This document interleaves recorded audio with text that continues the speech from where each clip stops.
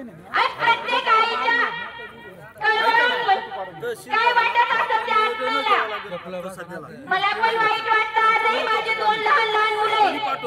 मी तर डायरेक्ट म्हणते मला हे सोल्युशन नकोय. फक्त 30 तारखेला आज आमच्या हे सांगतात एक पिंजरा लावला वाहन उचलून नेतो. आज समोरून जर वाहन आलं माझ्यावर अटॅक केला त्यांनी माझा जीव गेला तर उद्या मी काय करणार आहे. आज तुम्ही सांगताय की नाही उचलून नेतो इथं तिथं सोडतो तिथं तिथं सोडतो. आज समजा मी शेतात काम करते. शेतात काम करता करता घास कापता कापता समोरून जर माझ्यावरती वाहनाने अटॅक केला तिथं जर माझा जीव गेला तर तुम्ही त्या वाघाला नेऊन काय करणार आहे.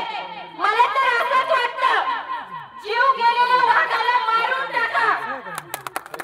जीव गेलेल्या वाघाला मारून टाका. नाहीतर मी त्या दिवशी कळवळून बोललेली आहे माझ्या लेकराची किंमत फक्त 25 लाख रुपये का. माझे लेकरं जर जगली तर मी त्यांच्यासाठी कितीही पैसा कमवीन. आज एक जर विधवा महिला असली तर ती नवरा नाही करीत सर. आपल्या बाळांवरती आयुष्य काढते. आणि जर ती जर लेकरं ही वाघ हिरावून घेत असली तर काय उपयोग आहे तुमचा. त्याच्यामुळे आईच्या प्रत्येक आईची एक तळमळून आहे. माझी एक तळमळून विनंती आहे तुम्हाला. तुम्ही तुमचे वाघ तुमच्या यांनी पाहिजे तिथं न्या. तुम्ही पण प्रयत्न करा त्यांना उचलायचा. तुम्हाला मी आम्ही सपोर्ट करतो त्यांना मारायचा. तुमच्या पद्धतीने जेवढे उचलायचे तेवढे लवकर उचला. आमच्या बी पद्धतीने आम्हाला जेवढे लवकर मारता येईल तेवढे मारतो. काय कारवाई करायची ते करा. पण तुमच्या वाघ इथून जाऊ द्या. तुमच्या वाघामुळे जर आमचा जर लेकरांचा जीव जातोय तर आम्हाला काय करायचं या वाघाचं किंवा तुमचं. आज मी त्या दिवशी कळवळून सांगत होते की तुमचा वाघ उचला पण नाही. आज त्या दिवशी 2 नेले रात्री परत आमच्या इथं वाघ आला. उद्या परत आमचं लेकरू नेणार. परत तुम्ही त्याच उत्तरात तोच प्रश्न देणार का सर. तुम्हाला माझी एका आईची कळवळून विनंती आहे सर. तुमचे लाडके वाघ तुमच्यापाशी ठेवा. फक्त आमच्या लेकराला आणि आम्हाला जीवनदान द्या. आज अशी परिस्थिती आहे सर. आम्ही आज अशी परिस्थिती की शेतात गेलेला माणूस परत रिटर्न येतो की नाही येत यावरती प्रश्नचिन्ह उभा राहतो.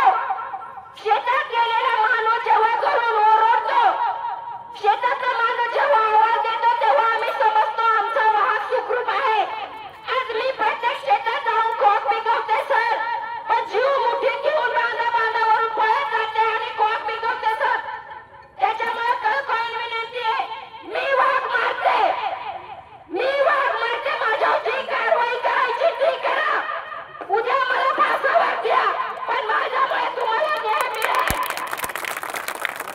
आज मी प्रत्येकाला सांगते ठीक आहे दिसत दिसाय ना मारा तेव्हा संख्या कमी होईल. हे नजबंदी झालं हे झालं ते नाही. आज तुम्हाला मी कळकळून सांगते माझं घर शेतात आहे. वाघीण मेली तर तिला 4-5 पिल्लं हमकाय तिच्या मागं फिरतात. तुम्ही 1 उचलणार 2 उचलणार 3 उचलणार 1 नकोय आम्हाला. आमची फक्त एवढीच कळवळून तुम्हाला मागणी आहे. तुमचे लाडके वाघ तुम्हाला अर्पण करा. आपण इथून न्या सर.